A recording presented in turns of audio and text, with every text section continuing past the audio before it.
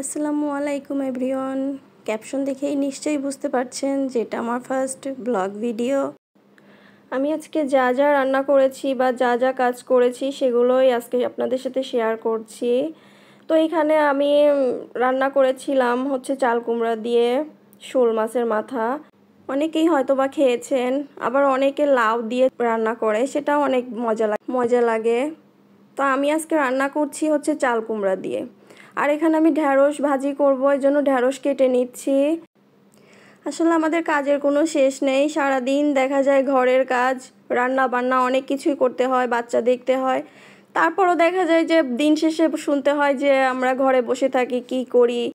এই যে আমরা এত সার্ভিস দেই, এটা কি আপনি টাকায় দিয়ে পাবেন বলেন? আমি মাছ ভেজে নিচ্ছি। আমি এই মাছগুলো ভর্তা করব।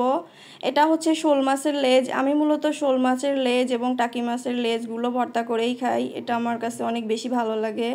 তো আমার এখানে মাছ ভাজি হয়ে গিয়েছে, আমি এখন উঠিয়ে নিচ্ছি। আর এই তেলেই আমি হচ্ছে ঢেঁড়স ভাজি করে নেব।